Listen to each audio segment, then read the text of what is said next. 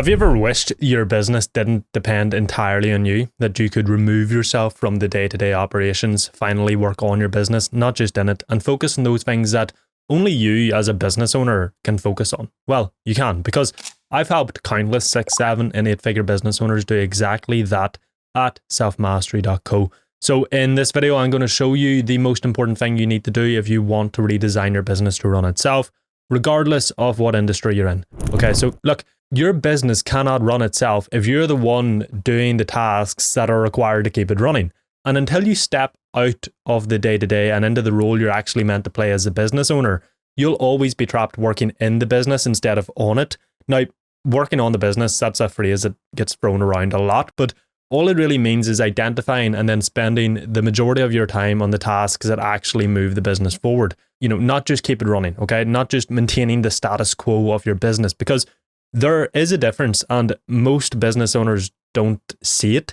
They treat every task like it matters equally, when in reality, most of what you're doing day to day that's necessary for the business to run, it doesn't grow it. You know, the likes of the client follow-ups, the email reply, the admin checklist, these are all things that need done, but if you're the person who has to do them, then your business will always depend on you. And plus, you know, if your entire day is filled with tasks that just keep the business alive and running, those maintenance tasks, as I call them, you'll never have the time, space, or energy to do the things that grow the business.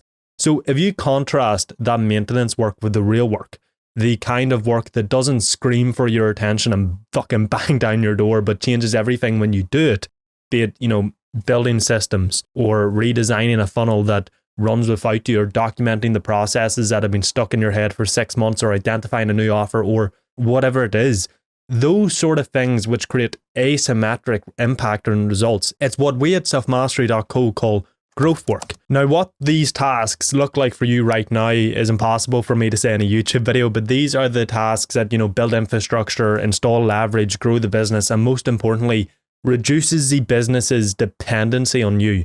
And when you zoom out, right, that's really the entire game, because the longer you wait to prioritize the growth work, the longer you stay trapped in a business that only works when you work, that only grows when your workload grows, that steals all your time and has you trapped. So if you want your business to run itself, the first and arguably most important step is this: you identify what that growth work is. And obviously I can't tell you exactly what it is for your business, because it's going to depend on your model, your bottlenecks, your current stage of growth, and, you know, so many other factors. But one of the best ways to figure it out is to simply ask, what are the things that only I can do? And if I don't do them, they simply will not get done. Now, there can obviously be nuance to this, because obviously maybe your growth task is hiring someone to take over fulfillment. But of course, anybody on your team can technically hire that person. But if your only employee is, you know, 2 junior roles, well then in practicality, only you can hire that person. So you see what I mean by how what these tasks are really depend on your business and where you're at right now. But anyway, if you're watching this, you very, very, very likely have systemizing your business as one of those growth tasks that only you can do.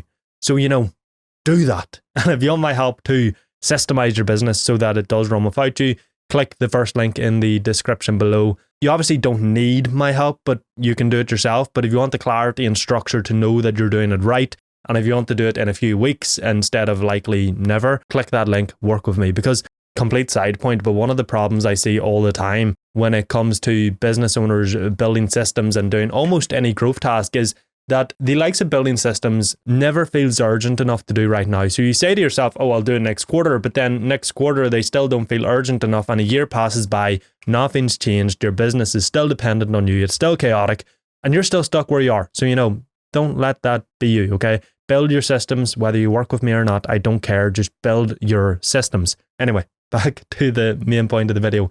Once you've identified those high leverage tasks, your next move is to make space for them. Now, not someday, not when the fires are out, not when things calm down or when the time is right. Do it now. Because look, if you do not make time to do these growth tasks now, you will not do them. It is that simple. And, you know, we always think things are going to calm down and all the rest. They won't. And you want to know why? Well, because they won't calm down and the time won't be right because you're not doing the growth tasks like systems that bring order and structure to your business. Working on your business is how you take control of your business. So just do it. really you need at least 2 hours a day of deep protected high leverage work. So that means every night when you plan your tomorrow, and yes, I recommend that you plan your days the night before. There's loads of reasons, but basically you schedule 2 hours to do whatever growth task you're working on right now. And it needs to happen first. Okay, that important task, you do it very first in the day, because if you try to fit it in after the client calls, after the team meeting, after clearing the inbox or whatever other reactive tasks you're doing, you just won't do it. Something urgent will come up, and you'll default back to being an employee instead of being the business owner that you're trying to be. And really, when you think about it, if the growth work is the most important work for you moving towards your goals, which it is, then it is your priority. It is more important than everything else, and therefore it should be done before everything else. So flip the bloody switch, protect your mornings, make that work your non-negotiable, and then simply do it every single day. Because growth work compounds, okay, and it's rarely urgent, but it's always important, and it only pays off when you do it consistently, not occasionally when, the time just happens to be right.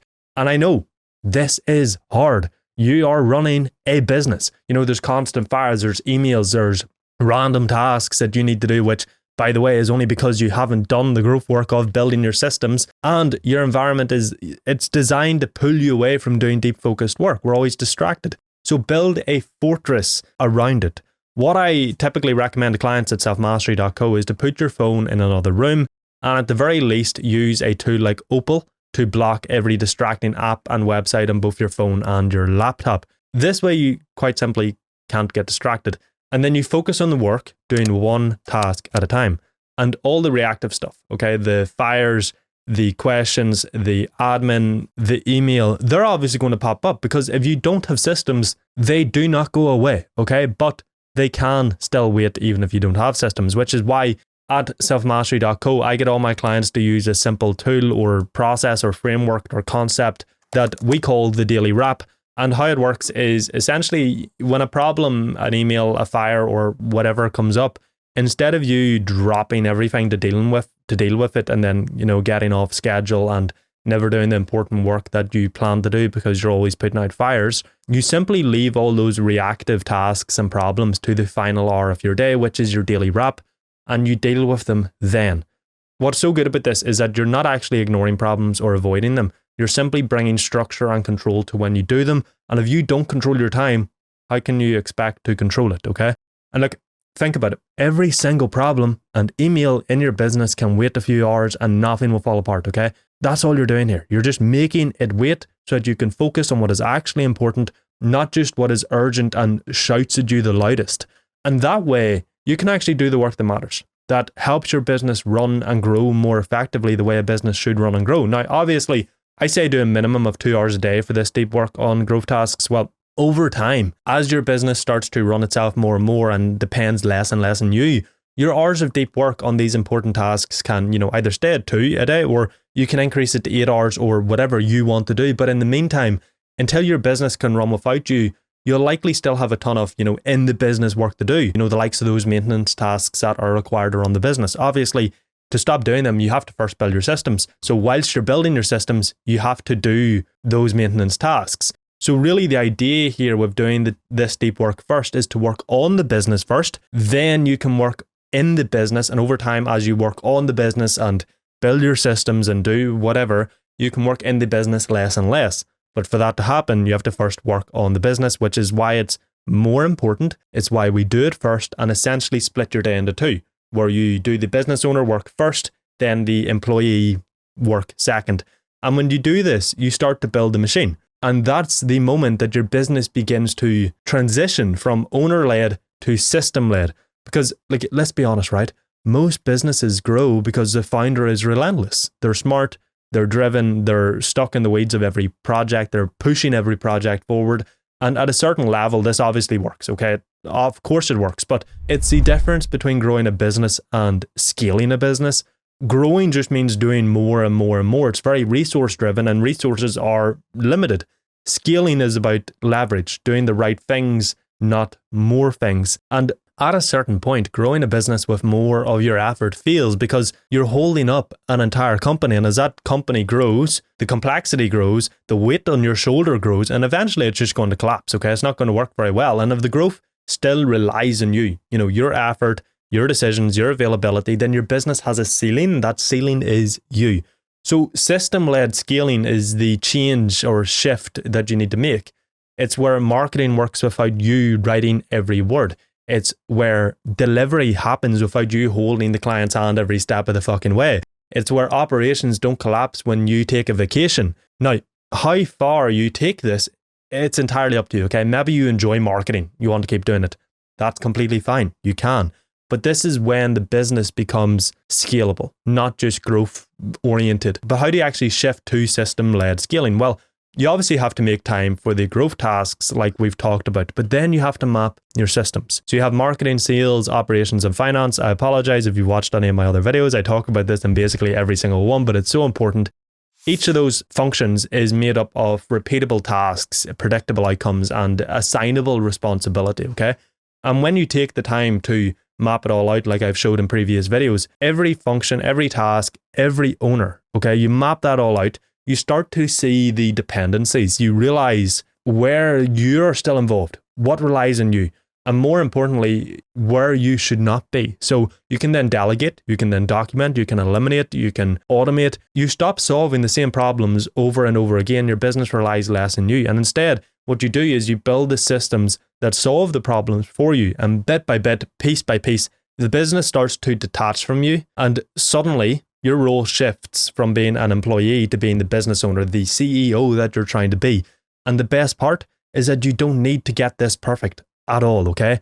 You just need to track your time, because if you're not getting 2 hours of a day of deep work done, something is off. Okay. And that's really your short-term feedback loop. Okay. So if you're not getting 2 hours every single day of deep work to work on the business, don't just accept that as, this is why my business is and I'm never going to be able to fix it, because that's bullshit. Fix it. It's a problem. You are a business owner. Your whole job is to solve problems. So solve the problem. Change how your calendar is structured. Okay. Reduce the number of tasks or things that you're doing every day. Install boundaries, enforce rules, or, work with me and I'll show you exactly how to make time for working on the business. Either way, if you're not getting at least 2 hours of deep work a day right now, something needs to change, because that 2 hours a day is the leading indicator for your business's future. If you do not start working on the business, you will always be forced to work in the business. So you have to identify those growth tasks. It's likely for you right now, it's probably to do with systemizing. It might not be, but it probably is. Then you spend 2 hours, at least. If you can do more, but spend at least 2 hours every morning, first thing, because remember, it's a priority, so we want to do it first, on those growth tasks, whatever it is.